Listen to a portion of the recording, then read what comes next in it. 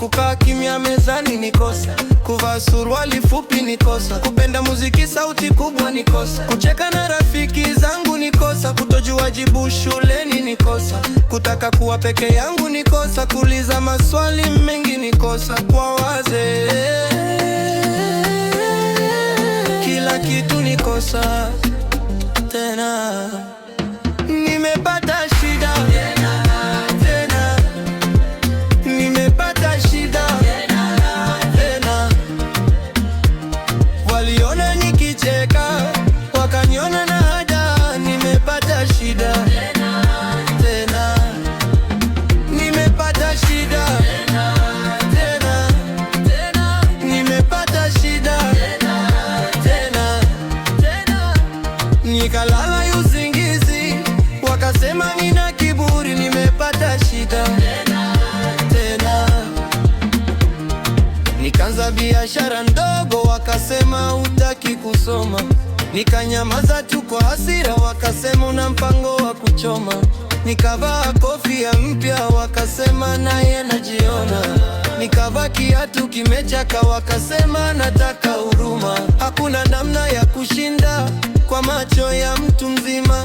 Kijana ukiwa haitu tayari umechukua hatia. Nimepata shida tena, nimepata shida tena. Waliona nikicheka, wakaniona na hada. Nimepata shida tena, nimepata shida tena, nimepata shida tena. Nikalala usingizi, wakasema nina kiburi. Nimepata shida tena. Ndo maana nasema, kama umeamka asubuhi na kubumua, tayari mtu fulani ana hasira na we, na hata ujui kosa lako. Sababu kijana kukaa kimya kiburi, kijana kusema ufiduli, kijana kulia unateta, kijana kucheka hana adabu. Washeni tupumue.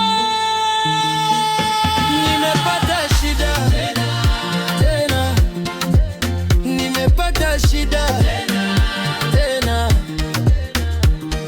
Leo nikanwa maji, wakasema nimelewa. Nimepata shida tena, nimepata shida tena, nimepata shida tena. Nikaamua kutofanya lolote, wakasema huyo amekufa. Nimepata shida tena. Kijana, utaweza kushinda kamwe. Kijana, utaweza kuwafurahisha wote. Kijana, fanya unachotaka na uwe tayari. Nimepata shida tena.